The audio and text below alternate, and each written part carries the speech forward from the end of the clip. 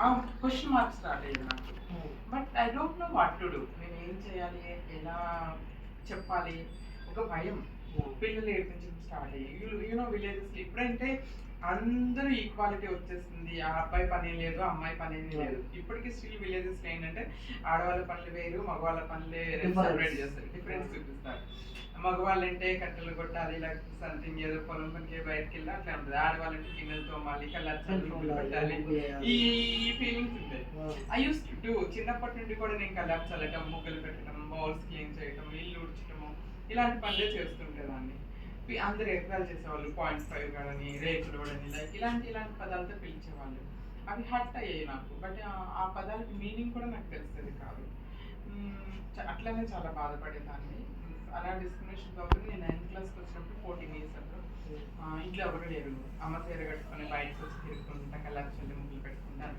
చుట్టుపక్కల వాళ్ళు చుట్టాలు అందరూ వచ్చేసి నాకు ఇది దెయ్యం పెట్టిందని బూతివేతుల దగ్గర మెనీ ఇన్సిడెంట్స్ హ్యాపెన్స్ ఇలాంటివి. నేను అంటే చిన్నప్పటి నుండి కూడా అమ్మాయిలాగే బిహేవ్ చేసేదాన్ని, అమ్మాయి చేసే పనులన్నీ చేసేదాన్ని.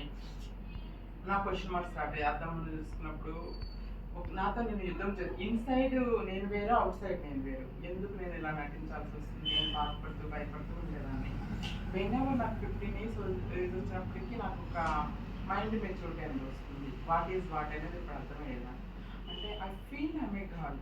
ఒక అమ్మాయిని చూసినప్పుడు నా సిస్టర్ హెయిర్ స్టైల్ బాగుంది, డ్రెస్ బాగుంది, నేను అలా రెడీ అవ్వాలి అలా అనిపించింది. అబ్బాయిని చూసినప్పుడు హ్యాండ్సమ్గా, కేరింగ్గా, ఇలాంటి బాయ్ ఫ్రెండ్ కావాలి, ఇలాంటి హస్బెండ్ కావాలనిపించింది. But I was in male body, male dress.